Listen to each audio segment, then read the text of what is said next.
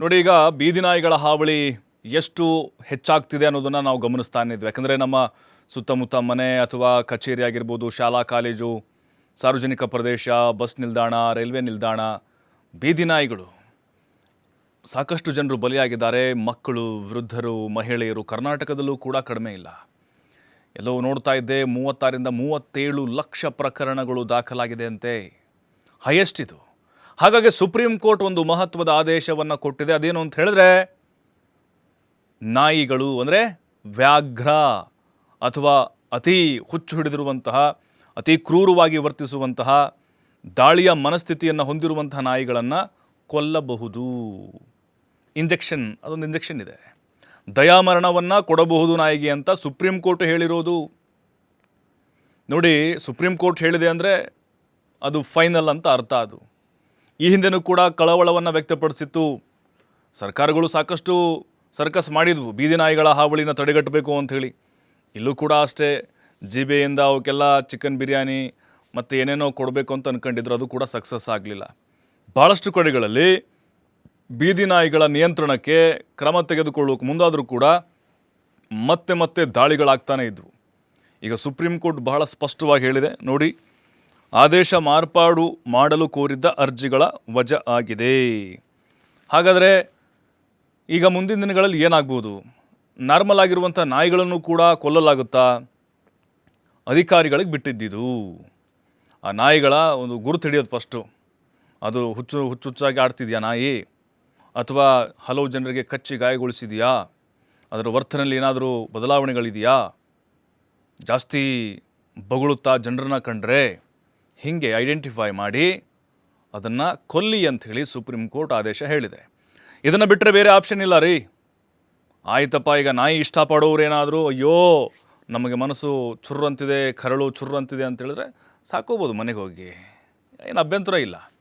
ನಿಮಗಿಷ್ಟ ಆಯಿತು ಅಂತ ಹೇಳಿದ್ರೆ ಆಯ್ತಪ್ಪ, ಸುಪ್ರೀಂ ಕೋರ್ಟ್ ಆದೇಶ ನಮ್ಗೆ ಇಷ್ಟ ಇಲ್ಲ, ನಾವು ನಾಯಿಯನ್ನು ಪ್ರೀತಿ ಮಾಡೋರು, ನಾವು ಪ್ರಾಣಿಯನ್ನು ಪ್ರೀತಿಸೋರು, ನಮಗೆ ಅದನ್ನು ನೋಡೋಕ್ಕಾಗಲ್ಲ ಅಂತಂದರೆ ಧಾರಾಳವಾಗಿ ಅಂತಹ ನಾಯಿಗಳನ್ನು ನಿಮಗೆ ಅಧಿಕಾರಿಗಳು ಹಸ್ತಾಂತರ ಮಾಡ್ತಾರೆ. ನೀವು ಮನೆಯಲ್ಲಿ ಚೈನ್ ಹಾಕ್ಕೊಂಡು ಕಟ್ಟಿ ಸಾಕೊಳ್ಳಿ. ಅಂದರೆ ಪರಿಸ್ಥಿತಿ ವಿಪರೀತ ಆಗಿಬಿಟ್ಟಿದೆ. ಅದಕ್ಕೆ ಕೋರ್ಟ್ ಈ ನಿರ್ಧಾರವನ್ನು ತೆಗೆದುಕೊಂಡಿರೋದು. ಈಗ ಸಂತಾನಹರಣ ಚಿಕಿತ್ಸೆ ಅಂತ ಅಂದರು, ಅದನ್ನು ಕೂಡ ಮಾಡಿದರು. ಅಥವಾ ಬೇರೆ ಕಡೆ ಶಿಫ್ಟ್ ಮಾಡಬೇಕು ಅಥವಾ ಸ್ಥಳಾಂತರ ಮಾಡಬೇಕು ಅಂದರು, ಒಂದು ಶೆಡ್ ಹಾಕಿ ಅಲ್ಲೆಲ್ಲ ಊಟದ ವ್ಯವಸ್ಥೆ ಮಾಡಬೇಕು ಅಂದ್ರೆ ಅದು ಕೂಡ ಸಕ್ಸಸ್ ಆಗಲಿಲ್ಲ. ಹಾಗಾಗಿ ಅಂತಿಮವಾಗಿ ಸುಪ್ರೀಂ ಕೋರ್ಟ್ ಈ ಒಂದು ಮಹತ್ವವಾದಂಥ ತೀರ್ಪನ್ನು ಕೊಟ್ಟಿದೆ. ಈಗ ಈ ತೀರ್ಪನ್ನು ಕೂಡ ಹಲವರು ವಿರೋಧ ಮಾಡ್ತಾ ಇದ್ದಾರೆ. ಅವರವರ ಅಭಿಪ್ರಾಯಗಳು ಮಾಡಲಿ, ಆದರೆ ಕಷ್ಟ ಅನುಭವಿಸಿದ್ರೆ ಗೊತ್ತಲ್ಲ. ನಾನು ನಾಯಿ ಕಚ್ಚಿಸ್ಕೊಂಡಿದ್ದೀನಿ ರೀ, ಅಲ್ಲ ನಿಮಗೆ ಎಕ್ಸಾಂಪಲ್ ಹೇಳ್ತಿರೋದು.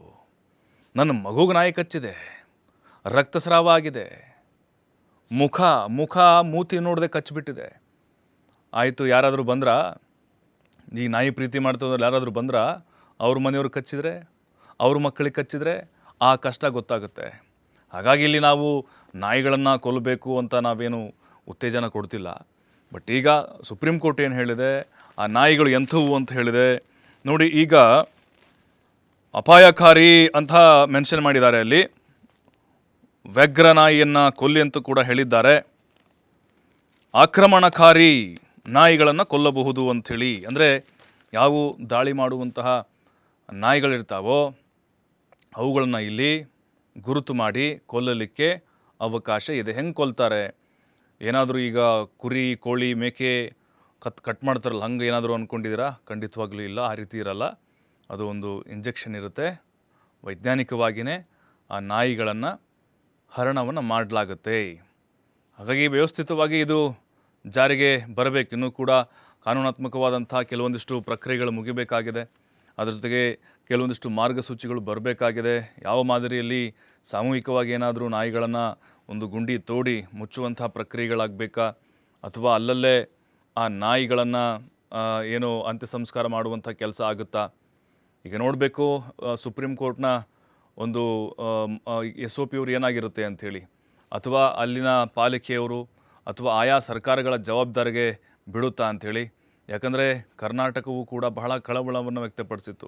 ಸುಪ್ರೀಂ ಕೋರ್ಟ್ ಕೂಡ ಕರ್ನಾಟಕ ಸರ್ಕಾರಕ್ಕೂ ಕೂಡ ಚಾಟಿಯನ್ನು ಬೀಸಿತ್ತು. ಎಂತಿಂಥ ವ್ಯಕ್ತಿಗಳ ಮೇಲೆ ದಾಳಿ ಮಾಡಿದರೆ ಸುಮ್ಮನೆ ನಡ್ಕೊಂಡು ಹೋಗ್ತಾ ಇರ್ತಾರೆ, ಹಿಂದೆಯಿಂದ ಹೋಗಿ ಕಚ್ಚಿಬಿಡೋದು, ಮಾಂಸನೇ ಕಿತ್ತು ಬಂದಿತ್ತು. ಅಂದರೆ ಇಲ್ಲಿ ಪ್ರತಿಯೊಂದು ನಾಯಿಗಳು ದಾಳಿ ಮಾಡ್ತವೆ ಅಂತಲ್ಲ, ಬಹುತೇಕವಾಗಿ ನಾಯಿಗಳು ಆಕ್ರಮಣಕಾರಿ ಪ್ರವೃತ್ತಿನ ತೋರಿಸ್ತಾ ಇದ್ದಾವೆ. ಕಾರಣ ಅಂತ ಹೇಳಿದ್ರೆ ಈಗ ಚಿಕನ್ ಮಟನ್ ಅಂಗಡಿಗಳು ಇರ್ತವೆ, ಅಲ್ಲಿ ನಾಯಿಗಳ ಒಂದು ಹಾವಳಿ ಜಾಸ್ತಿ ಆಗಿದೆ, ಆ ಮಾಂಸದ ರುಚಿ ಇರುತ್ತೆ ಅದಕ್ಕೆ. ಏನು ಮಾಡ್ತವೆ ಅವು, ಬೇಸತ್ತು ಯಾರು ಸಿಗ್ತಾರೋ ಅವ್ರ ಮೇಲೆ ದಾಳಿ ಮಾಡುವಂತಹ ಒಂದು ಪ್ರವೃತ್ತಿಯನ್ನು ಬೆಳೆಸ್ಕೊಂಡ್ಬಿಟ್ಟಿರ್ತವೆ. ಈ ಒಂದು ನಿರ್ಧಾರ ಸುಪ್ರೀಂ ಕೋರ್ಟ್ದು ಬೀದಿ ನಾಯಿಗಳ ಹಾವಳಿಗೆ ಕಡಿವಾಣ ಹಾಕುತ್ತಾ ಇಲ್ವಾ ಅನ್ನೋದು ಬಹಳ ಕುತೂಹಲಕ್ಕೆ ಕಾರಣ ಆಗಿದೆ. ಯಾಕೆಂದರೆ ಕೆಲವು ಕಡೆಗಳಲ್ಲಿ ಬೀದಿ ನಾಯಿಗಳನ್ನು ದತ್ತು ತಗೋಬೇಕು ಅಂಥೇಳಿ ನಿರ್ಧಾರವನ್ನು ಮಾಡಿದ್ರು, ಅದು ಕೂಡ ಸಾಕಾಗಲಿಲ್ಲ, ಸಕ್ಸಸ್ ಆಗಲಿಲ್ಲ. ಯಾಕೆಂದರೆ ಯಾರೂ ಬರಲೇ ಇಲ್ಲ, ದೊಡ್ಡದಾಗಿ ಭಾಷಣ ಮಾಡ್ತಾರೆ, ಅಯ್ಯೋ ನಾನು ನಾಯಿ ಮುದ್ದು ಮಾಡ್ತೀನಿ, ನಾನು ಅಯ್ಯೋ ನನ್ನ ಕರಳು ಚುರು ಅಂತೇಳಿ. ಅವತ್ತು ದತ್ತು ತಗೊಂತು ಬಂದಾಗ ಒಬ್ಬರು ಬರಲಿಲ್ಲ. ಅದಾದಮೇಲೆ ಕೆಲವೊಬ್ಬರು ಈ ಬೀದಿ ನಾಯಿಗಳಿಗೆ ಊಟ ಹಾಕೋಕ್ಕೆ ಬರ್ತಾರೆ, ಪಾಪ ಹಾಕಲಿ, ಅನ್ನದಾನ ಮಾಡ್ತಾರೆ, ಒಳ್ಳೆಯದಾಗಲಿ. ಏನು ಮಾಡ್ತಾರೆ ಅಂತ ಹೇಳಿದ್ರೆ ರೂಢಿ ಮಾಡಿಬಿಟ್ಟಿರ್ತಾರೆ ಅವರು, ಆ ನಾಯಿಗಳಿಗೆ ಪಬ್ಲಿಕ್ಕಲ್ಲಿ ಊಟ ಹಾಕ್ತಿರ್ತಾರೆ, ಗುಂಪಾಗಿ ಬರ್ತವೆ. ಆದರೆ ಅವ್ರು ಯಾವಾಗ ಬರೋದಿಲ್ವೋ ಅಥವಾ ಅವರು ಆ ನಾಯಿಗಳಿಗೆ ಊಟ ಯಾವಾಗ ಹಾಕೋದಿಲ್ವೋ ಅವಕ್ಕೇನಾಗ್ಬಿಡುತ್ತೆ, ಹಸಿವಾಗ್ಬಿಟ್ಟಿರುತ್ತೆ. ಹಸಿವು ತಿರ್ಸ್ಕೋಬೇಕಲ್ಲ ಹೆಂಗಾದರೂ. ಆಗೇನು ಮಾಡುತ್ತೆ, ಮನುಷ್ಯರನ್ನು ಅಟ್ಯಾಕ್ ಮಾಡುವಂತಹ ಒಂದು ಪ್ರಯತ್ನವನ್ನು ಆ ನಾಯಿಗಳು ಮಾಡ್ತವೆ. ಇದು ಕೂಡ ಒಂದು ಕಾರಣ. ಹಾಗಾಗಿಯೇ ಈಗ ನೋಡಿ, ಅವಾಗೆಲ್ಲ ಬೀದಿ ನಾಯಿಗಳು ಕಂಡ್ರೆ ಎಲ್ಲರೂ ಕೂಡ ಸಹಜವಾಗಿ ಹಳ್ಳಿಗಳಲ್ಲಿ ನಾವು ನೋಡ್ತಾ ಇರ್ತೀವಿ, ಈಗಲೂ ಕೂಡ ಆ ಒಂದು ಪದ್ಧತಿ ಇದೆ. ಉಳಿದ್ರೆ ಅಥವಾ ತಾವು ಮಾಡುವ ಊಟದಲ್ಲಿ ನಾಯಿ ಕಾಣಿಸ್ಕೊಂಡ್ರೆ ಅದನ್ನು ಕರೆದು ಊಟ ಹಾಕ್ತಾರೆ. ಬಟ್ ಸಿಟಿ ಪ್ರದೇಶಗಳಲ್ಲಿ ಬಹಳ ಕಡಿಮೆ. ಹಾಗಾಗಿಯೇ ಅವಕ್ಕೆ ಮತ್ತು ಊಟ ಹಾಕೋರು ಯಾರು, ಅವು ಕೂಡ ಹಸಿವಿನಿಂದ ಬಳಲ್ತಾ ಇರ್ತವೆ. ಹೀಗಾಗಿಯೇ ಅವು ಏನು ಮಾಡಿಬಿಡ್ತವೆ, ಟ್ರಿಗರ್ ಆಗಿಬಿಡ್ತವೆ ಮತ್ತು ಮೆಂಟಲಿ ಕೂಡ ಅವಿಗೆ ಹಸಿವು ತಾಳಲಾರದೆ ಸಂಕಟ ಆಗ್ತಾ ಇರುತ್ತೆ. ಇದು ಕೂಡ ಮನುಷ್ಯರ ಮೇಲೆ ದಾಳಿ ಮಾಡಲಿಕ್ಕೆ ಕಾರಣ ಆಗ್ತಾ ಇದೆ. ನೋಡೋಣ ಮುಂದಿನ ದಿನಗಳಲ್ಲಿ ಇದು ಯಾವ ಮಟ್ಟಕ್ಕೆ ವರ್ಕೌಟ್ ಆಗುತ್ತೆ.